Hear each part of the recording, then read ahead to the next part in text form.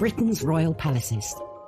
Majestic, It's absolutely dripping in history. luxurious, The White Drawing Room at Buckingham Palace is like a scene from a Disney film. and packed to the rafters with incredible secrets. Secrets that the royal family would much prefer not to be made public. From royal courtships to royal births to royal marriages and scandals, the palaces have played host to all of that. This series goes behind palace walls. The royal palaces represent the monarchy and have incredible history. We'll learn how these iconic creations were built. 16th century kings built with brick in a way that we wouldn't recognise today. This is George IV leaving his mark on the centre of London.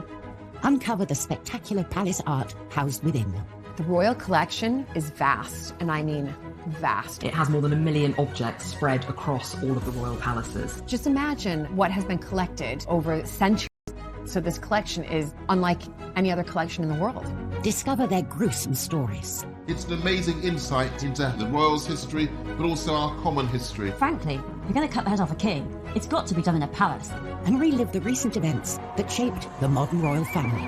The whole case was an absolute fiasco and a huge embarrassment. The Queen was particularly aggrieved that Harry had done it in the way that he had. This is The Secrets of the Royal Palaces.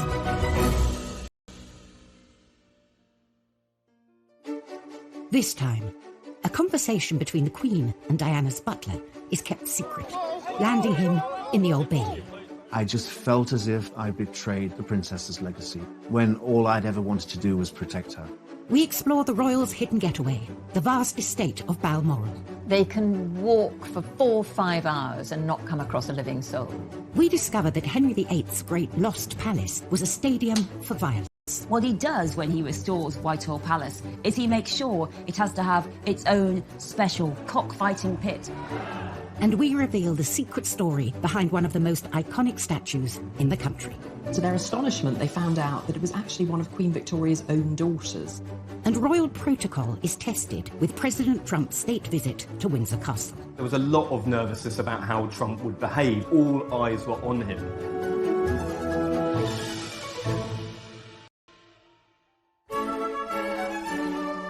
The royal palaces are stuffed to the brim with priceless objects and paintings. Every wall, corner and staircase of the palaces is lined with sensational pieces of art, including hundreds of portraits. Throughout history, portraits have normally been for the purposes of state or for propaganda. They are kind of weapons, if you like, in the country. Countless paintings in her reign, often multiple times a year.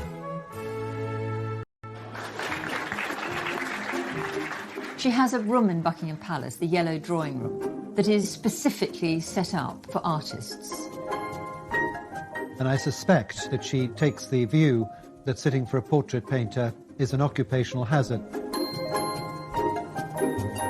Many of these portraits are displayed across the royal palaces for all to admire. But sometimes an artist delivers the unexpected. Ladies and gentlemen, I give you Lucian Freud. Lucian Freud was one of the most successful, popular, figurative artists of the 20th century. He was particularly well known for his really searingly truthful images of people. For nudes, which are very uncompromising, quite gritty, not particularly pretty. So eyebrows were raised when the Queen agreed to be his subject. It's quite a brave decision of the Queen.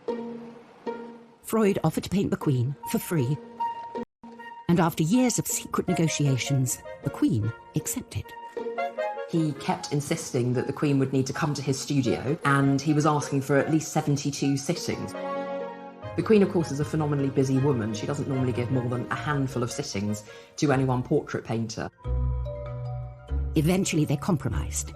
Freud would come to the Queen, painting her in the Royal Collection's Paint Conservation Studio in St James's Palace, where she would sit for 20 sessions, fewer than the original 72 sittings requested. When he realised he would have much less time, was he just immediately shrunk the size of the canvas. It's a really small, almost postcard-sized painting of the Queen. You'd see this cropped version of the Queen's head and shoulders with just that edge of the crown coming over her head. She could almost be one of us.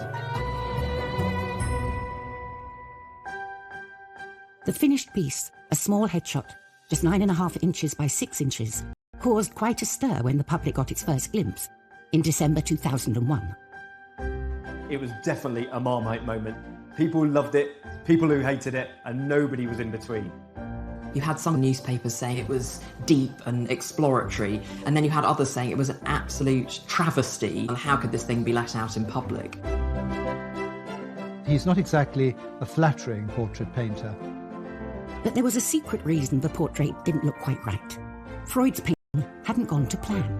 Freud actually slightly mucked it up. He decided that he wanted to add the diamond diadem on the Queen's head, but he didn't have room on the canvas, so what he had to do was actually add a layer of canvas at the top. It's quite funny that after all those years of planning, he actually had to slightly bodge the job in the end.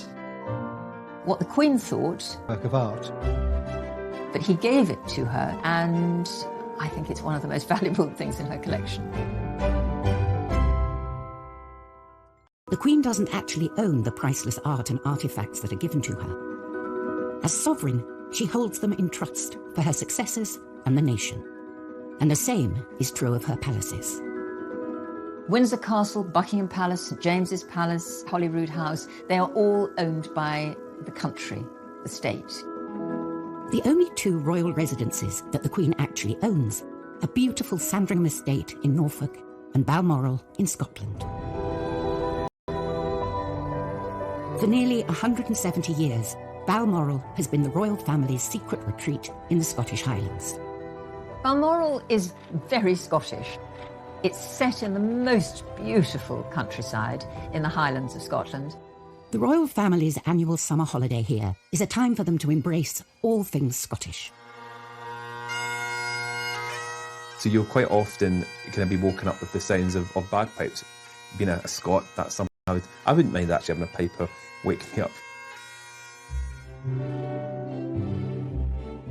In 1842, Queen Victoria and her husband Prince Albert fell in love with Scotland.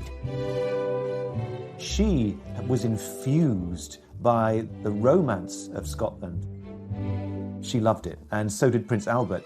It reminded him of his native Germany, the great mountains of Bavaria, which of course were dotted with romantic castles. Victoria and Albert decided to invest in a Scottish castle of their own and bought one without ever having seen it. A painting was enough to make them part with £30,000, around £4 million in today's money, for Balmoral in the Cairngorms. Queen Victoria said it was a perfect place to escape from the sadness of the world. At that time, wars were raging across Europe. They'd found the perfect location, but there was one small issue with the castle itself. When they got to visit in 1848, Victoria said, well, yeah, it's lovely, but it's a bit small. So they moved into the existing castle and started building a bigger one 100 yards away. When it was finished, it had 70 rooms, including a huge ballroom. Its 7-storey tower harks back to medieval defensive tower houses, while its pepper-pot turrets are reminiscent of French chateaux. But Victoria and Albert's fantasy Scottish castle is not to everyone's taste. Balmoral is a really ugly building. I mean, phenomenal. It is a country house with an overscaled tower. It looks like a grand landscape. In addition to the castle, there are 150 other buildings dotted throughout the estate, including farms, cottages, and a distillery. But hidden away in a remote part of the estate lies a particularly important building. This is Glas Old Shiel, on the shores of Loch Mick. Nestled beneath a mountain, this remote spot is perhaps the most beautiful place on the estate. And this lodge reveals the untold story of Balmoral and Victoria and Albert's lost love. Coming up on Secrets of the Royal Palaces, the Kensington Palace butler fighting for his life. I had no backup, no defence. I was heading straight to prison. And the secrets of the witches of Holyrood. They find what they say is the devil's mark on her genitals. And she said, yep, it's true. I was the devil's witch.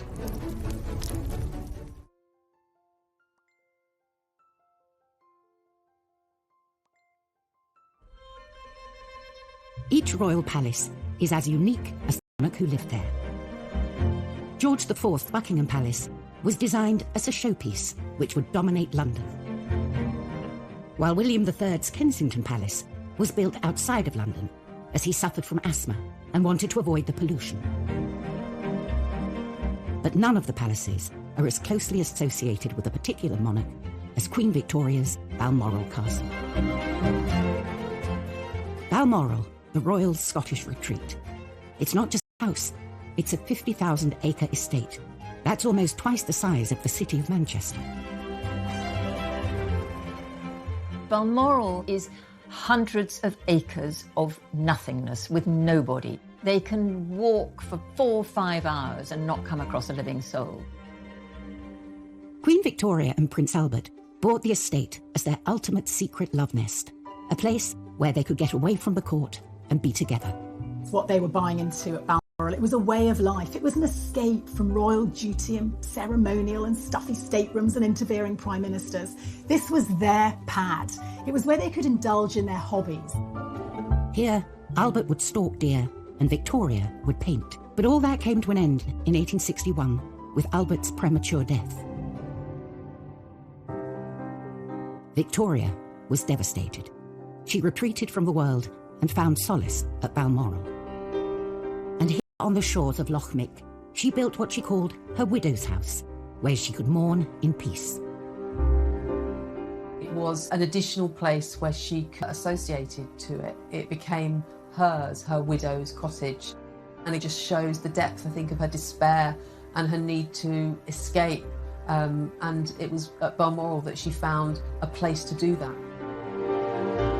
Victoria spent her first night in the lodge in October 1868 and recorded her sorrow and loneliness in her diary, missing her dearest Albert, with whom she had been so happy at Balmoral.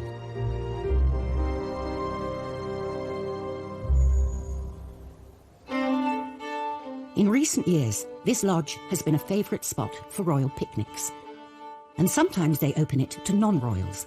One of its outbuildings is a bothy, a resting place for hikers. So it's the only royal residence where you can drop into sleep for the night for free. Another hidden building on the estate, about a mile from the main castle, is particularly special to our current queen. Every year she starts her summer holiday with a stay at the 7-bedroom Craiggowan Lodge. So since the house is open to the public for much of June and July, often the Queen will arrive in Scotland before the big house Balmoral is open. So she stays at Craiggowan Lodge. And I don't imagine she's doing the cooking or anything, but she and the Duke are able to be there as an ordinary married couple without the grandeur. I think the Queen sees the grandeur in these amazing houses as sort of part of the job. But the Queen, like anybody else, can only be in one room at a time. So one room at a small house is probably rather a nice change. For a person who can never go on a normal holiday like the rest of us, Balmoral is incredibly important in the summer as her retreat and her place to explore the Highlands. Balmoral has been the royal family's secret escape for generations, hidden away in the vastness of the Scottish Highlands. But not all Scottish palaces have such sedate and serene history. Scotland's James VI, who became James I of England after the union of the Scottish and English crowns, used the other Scottish palace, Holyrood House, as a court. He made himself judge, jury, and executioner in the trial of Agnes Sampson. James VI is convinced that witches are out to get him. And it all really starts with bad storms. His wife, Anne, she's coming over from Denmark to marry him, and he decides that the bad storms on the way are caused by witches who are trying to kill the future queen. So James called for one woman, Agnes Sampson, to be brought to Holyrood House, and she's questioned. And in front of the king, she refuses to say she's a witch. She says she's innocent. So she's taken to the Holyrood cells. It's got these 4 teeth. 2 go into one cheek and the other 2 go onto the tongue. It's really torture. And still, she's not saying anything. She's not giving up. And then they decide to look for the devil's mark. And what they mean by a witch mark is what we'd see as a mole, even a freckle. I mean, they're that desperate, sometimes even a freckle will do. So finally, they find what they say is the devil's mark on her genitals, on her privities, as they put it. So that is really moment when Agnes crumbles. She said, yep, it's true. I was the devil's witch. So Agnes, poor woman, is burnt at the stake, and James, he is convinced that witchcraft exists. He writes a witch hunting guide, Demonology, a book that you can use for hunting down witches, and we think about 4,000 people are burned and killed as witches in Scotland. And all of this hysteria, all these deaths, they all began with James' trial of Agnes Sampson at Holyrood House. Throughout history, the royal palaces have played the part of the ultimate backdrop to some of the greatest affairs of state and political intrigue the country has ever seen. They've seen death, they've seen murder, they've seen marriage. Look at them. That's called a microphone. There's absolutely nothing that hasn't happened in these palaces. But what really gets the public interested are the secrets behind the drama.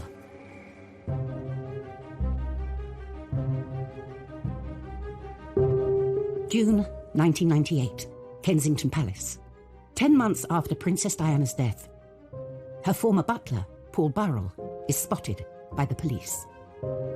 Duty police officer at Kensington Palace noticed Paul Burrell pulling up about 3:30 in the morning, loading up his car with a couple of evening dresses and a wooden box. 3 years later, the police launch an investigation into the suspected sale of Princess Diana's personal possessions in America. It led police to Burrell's Cheshire home, where he was then living with his wife and 2 sons, and a dawn raid. When the police came to my family home that day, the bottom of my world fell out. I felt completely helpless and hopeless. Police spent 12 hours searching his house and found hundreds of Diana's possessions. It didn't take them very long to find about 2,000 different items. One officer went up into the loft and said, it's wall-to-wall royal dresses and stuff up here. The police's view was that this man was helping himself and stealing Diana's possessions. Burrell had worked for the Queen for 10 years. He was then I was invited into her world. I became part of her world and became closer and closer as the years went by. Diana felt that she could trust him, she confided in him, and as he later revealed, she did ask him to provide some very intimate services, including smuggling boyfriends into Kensington Palace late at night. It all came to a boiling point when the couple decided to lead separate lives and separate. Charles said to Diana, you can have anything you want. What do you want? Do you want the furniture? Do you want the silver? You name it. Make a list. So she made a list. And on top of that list, she put my name. And when Charles saw it, he said, you can't have Paul. Paul came from my mama, and I need him for the future. But Charles, Princess Diana said, you said I could have anything I wanted. And I'm taking Paul with me to London. She believed that Paul Burrell was one of the few people in the world that she could trust implicitly to do what she wanted and to be her man, if you will.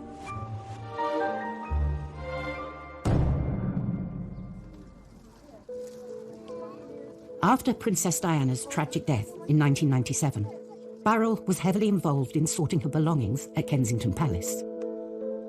It was an arduous task, but I found it quite cathartic, really, to be in her world, to still be in control, to still be taking care of the things that she loved most.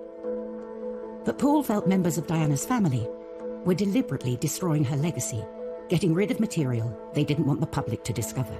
He could see her mother and sister tearing up letters and removing things, and he felt that there were things in that palace which should be preserved for William and Harry. And Mrs. Shankid would sit on the settee in the princess's sitting room and constantly shred the princess's correspondence. She really did destroy part of the princess's world. Burrell started secretly protecting her possessions and removing them from Kensington Palace. And it was these items the police found in his home 3 years later. The 43-year-old former royal servant left a London police station this evening to return to his home in Chester, having been formally charged with stealing 342 items of personal property. The police believed they had enough evidence to take Burrell to court, with the apparent approval of Prince Charles. The police told the Prince of Wales they had photographic evidence of me wearing Diana's clothes. Of course, none of it was true. None of it was true. It never happened. The stage was set, Paul Burrell has denied 3 charges of theft. and intimate details about the royal family could be exposed. It's impossible for anybody to have witnessed what happened. So because of that, I had no backup, no defense, none whatsoever. I was heading straight to prison. Coming up, the Queen reveals a secret conversation that will change the outcome of the Burrell case. Never before had a monarch intervened in a criminal court case. And Henry VIII sees a palace as the perfect backdrop for extreme sports. When he restores Whitehall Palace, he makes sure it has to have its own special cockfighting pit.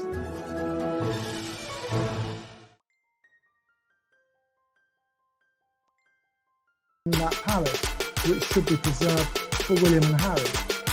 And Mrs. Shanklin would sit on the settee in the princess's sitting room and constantly spread the princess's plans. She really...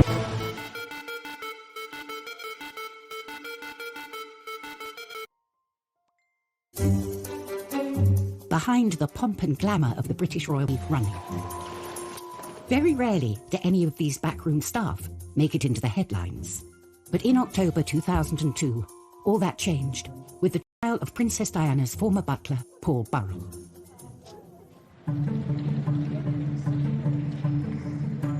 Burrell was accused of stealing possessions worth millions from Diana's Kensington Palace home. The police wanted my head on a spike. They wanted me in prison. Because then I would never, ever have been believed again. In his defence statement, Burrell mentioned a conversation he had had with the Queen after Diana's death. We were standing in her sitting room, just the two of us, and we had a very open, frank discussion. I told her everything that had happened, and I said, I've taken it upon myself to keep things the princess had given to me for safekeeping, and I've protected them. And she understood that. But due to an age-old palace protocol, Burrell was duty-bound to keep the details of this conversation secret. Paul Burrell couldn't say to his lawyers, look, I told the Queen I'd taken all of this. He was just prevented from doing so. Many people will not be aware of the protocol that when you have a private audience with the sovereign, you're not supposed to repeat what has passed between you. It is entirely confidential, and the confidence belongs to the sovereign. So it is up to the sovereign whether she reveals what you spoke about or doesn't. I'm not going to tell them how close I was to Her Majesty. I'm not going to tell them. That's going to be my privilege. But I would have to pay the cost. And the price I would pay would be prison. Coming each day to the Old Bailey is a journey Paul Burrell is getting used to. After 11 days of the trial, Burrell was thrown a lifeline from an unexpected source. The Queen had only realised Paul Burrell was on trial when she drove past the Old Bailey on her way to a church service for the Barley Bumming and noticed all the crowds outside. And the Queen then, at that point, her memory is jogged and she realises that she has the vital piece of information that Burrell had in fact told her that he was doing that. He was taking things for safekeeping. And the Queen, in reply, said, oh, hang on, Paul told me he was looking after these things for safekeeping. We'd better let them know. The Queen's recollection undermined the prosecution. She knew Burrell was taking Diana's possessions out of Kensington Palace. This wasn't a palace theft, and the trial collapsed. Permanently deprived the royal princes of their mother's goods, merely that he'd taken them into custody so that they could have them when they grew to be 18. So there was no theft. expecting to make a statement on behalf of Paul Burrell. I couldn't believe I was free to walk from the Old Bailey instead of into a prison cell. Burrell was jubilant, claiming that the Queen had come through for him. Never before had a monarch intervened in a criminal court case. And she'd saved me. She saved me from what I thought was my fate. But I think she saved me because she knew me, because I was her boy for 11 years. And she saw me grow and saw me marry and have 2 children. And I think she cared. I do, I think she cared. She cared about me and what would happen to my family. One of the most high-profile court cases was now over. The Kensington Palace butler was free.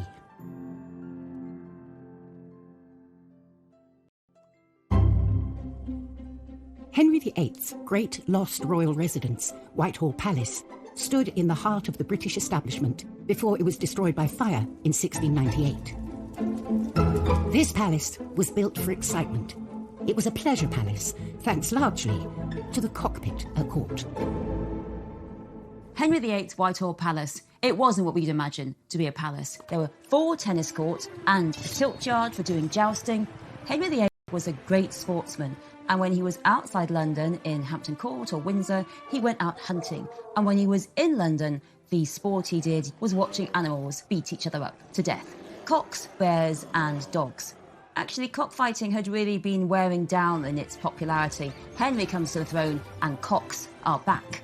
And what he does when he restores Whitehall Palace is he makes sure it has to have its own special cockfighting pit, the large building surrounded by seating, so that when those 2 cocks go and fight it out, everyone can watch them and cheer them on. And Tudors loved it. It was not a time for happy lives for animals. You know what stands on the place of Henry VIII's cockfighting pit? That is now 10 Downing Street, the Prime Minister's residence, where those big, puffed-up cocks fight it out for power and glory behind closed doors. Whereas Henry VIII's Whitehall Palace was built in the centre of London, British establishment, Balmoral was built as far away from it as possible. For Queen Victoria and Prince Albert, it was their secret local culture and incorporated it into their castle. Balmoral is quintessentially Scottish, and quite deliberately. It was seen very much as an opportunity to make the British monarch seen as more Scottish rather than simply an English monarch. Victoria and Albert immersed themselves in the Highland life, especially when it came to their decor. Balmoral is entirely clad in tartan. That was always the intention. The carpets were tartan, the seat covers were tartan, the curtains were tartan. No doubt they wore tartan. In the servants' quarters, on the floor was tartan linoleum. And if you looked at the walls, loads of stags' heads and antlers and deer skins on the floor as you come in through the main entrance. It was a theme park of Scottishness. Victoria and Albert's obsession with tartan was actually a secret political ploy to win back the support of the Scots.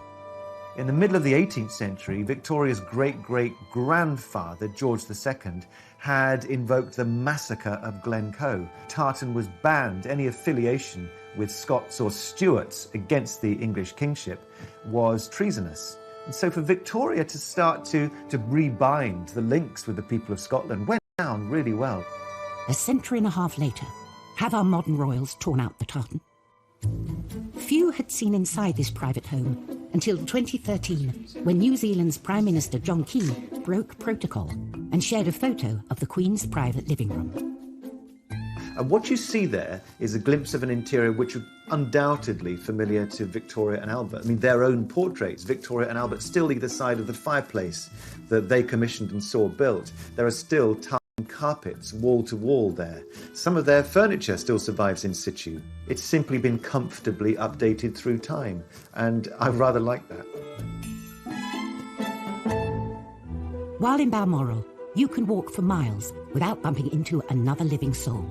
In London's Kensington Palace, you can't turn a corner without bumping into a royal. In fact, it houses more royals than any other residence. including the future King and Queen. And watching over this palace is Britain's second longest reigning monarch, Queen Victoria. This marble monarch greets over 500,000 palace visitors every year. But the creation of this statue is one of the palace's greatest secrets. Completed in 1893 to commemorate her Golden Jubilee a few years earlier, the young, slender figure is not the Victoria we think of today. The image most of us have of Queen Victoria is when she was old, when she was a widow, she was dressed in black, and she looked pretty. Commissioning this statue, the powers that be decided on an open competition, allowing anyone to enter a design. Various people sent in sketches. One came in anonymously, and it was decided by the commission unanimously that that was the sculpture they were going to go for. Little did they know, this was no ordinary submission. To everyone's surprise, the winner was actually a female sculptor, which in itself was pretty amazing. But then, to their astonishment, they found out that it was actually one of Queen Victoria's own daughters, Princess Louise. The sixth child of Victoria and Albert, Princess Louise, was something of a rebel princess. Princess Louise was probably the least conventional of Victoria's children. She rode bicycles, she smoked cigarettes, she had numerous affairs. She believed strongly in women's rights and suffrage. She also was very artistic. She wanted from a young age to go into what at this point was a male-dominated world of art and sculpture. Unsurprisingly, there were lots of subjects Louise and her mother did not see eye to eye on, including her sculpting. Victoria very much disapproved of her daughter's interest in sculpture. She thought it was a masculine art form and really unseemly for a princess. But the rebellious princess stuck to her guns. After much pushing and cajoling, she persuaded her mother to let her go to the National Art Training School, now the Royal College of Art. And that made her the very first princess ever to go to a public education institution. At first, Louise had not wanted to enter the competition for the commission, fearing it would be inappropriate. But now that she had won it, the stakes were even higher. Not only did she have to satisfy the organisers and the general public, she also had to please her disapproving mother, the Queen.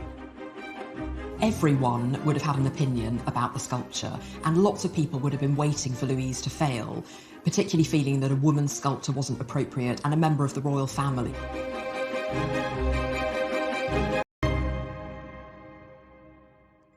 Coming up, what would the forbidding Queen Victoria make of her daughter's artwork? You get a sense of the pressure coming from all directions. And President Trump refuses to follow the rule book while visiting Buckingham Palace. Trump being Trump lands his chopper in the middle of the Buckingham Palace lawns.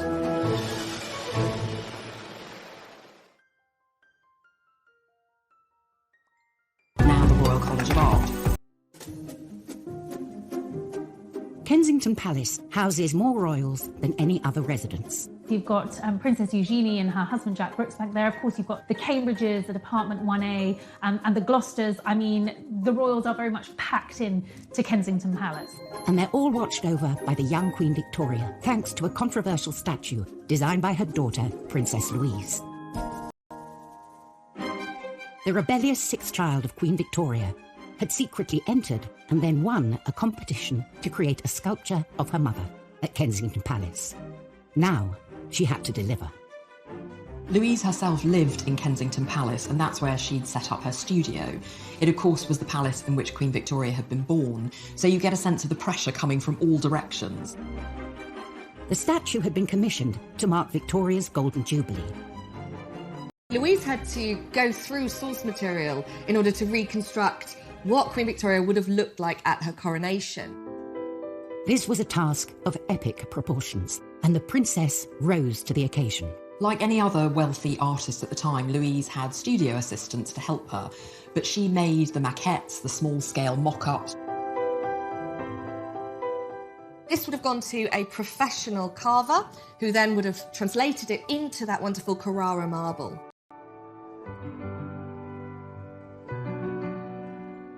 Although the statue had been commissioned for the 1887 Jubilee, it was not completed until 1893, on the anniversary of her coronation.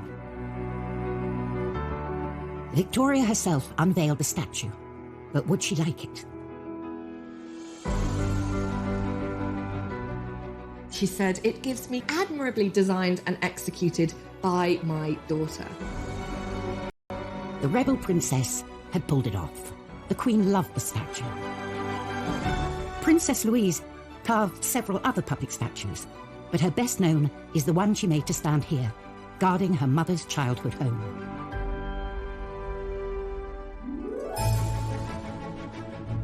In her 65-year reign, Queen Elizabeth has hosted 113 state visits. A heady mix of kings, queens, prime ministers and presidents have passed through the palace's gilded gates, but only one has ever gone over them. June 2019, the ballroom, Buckingham Palace. Georgian tableware is laid for a very special state banquet. A state visit is very much about putting on the best of British. It's a chance for us to show off and say, this is what we're all about, and the Queen personally will inspect the table. So there's pressure for the butlers. Feeling the heat on this official visit will be American President Donald Trump. Americans love the royal family. Even if you're the President of the United States, it's a big deal to come and meet the Queen. You know, you couldn't get two more opposite people in one room together than President Trump and Queen Elizabeth. The palace was on high alert for any potential banana skins, which wasn't surprising, considering what had happened the first time President Trump met the Queen at Windsor Castle. If you look back at the G20 2018 visit, you know, he did have that huge faux pas. Trump walks in front of her, everybody's cringing. This Queen is dwarfed by his gargantuan size and suddenly appears from behind him. It's an absolute shocker. And his lack of etiquette isn't the only baggage Trump brings with him. No, the room is full of mirrors. Where do you want? Where would you like it? If you look at the two state visits between Obama and Trump, it's almost night and day. You know, when Obama arrived, he obviously took a car to Buckingham Palace, and the streets were lined with people cheering him on. And it completely opposite when Trump arrived. The streets were lined mostly with people protesting his visit.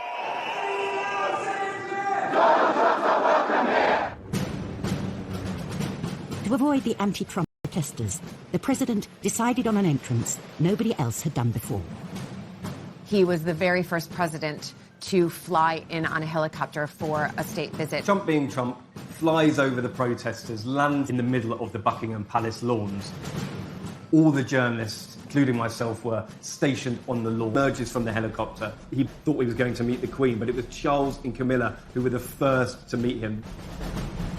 Only then did Trump get to join Her Majesty, inspect the guard, from a safe distance. I think he probably surprised many people in that he was quite quiet and subdued. It's almost like you're visiting your granny. And you remember when you used to go and visit your granny, you would wear your best clothes, you would mind your P's and Q's, you wouldn't make any mistakes. President Trump knew he needed to be on the very best behavior. You have to remember, this Queen has been through everything. She's seen it all. This is just another president. Next time, at Windsor Castle, the world's oldest working kitchen rises from the ashes. The archaeologists revealed something quite extraordinary, that this was original to Edward III's building. We explore the mysterious Balmoral Pyramid. It is really not what you would expect to see in the middle of the Scottish Highlands. And Diana's statue fails to materialise at Kensington Palace. Is this further evidence of a fractious relationship between the two of them?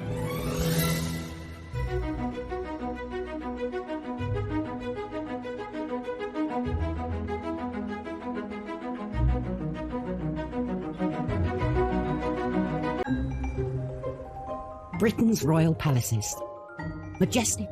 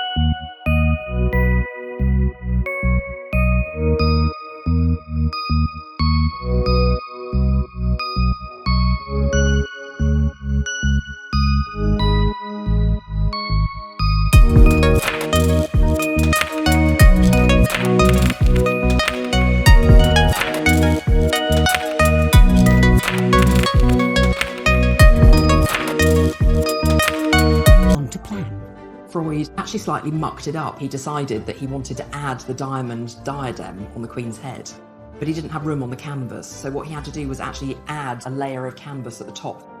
It's quite funny that after all those years of planning, he actually had to slightly bodge the job in the end. What the Queen thought, work of art, but he gave it to her, and I think it's one of the most valuable things in her collection.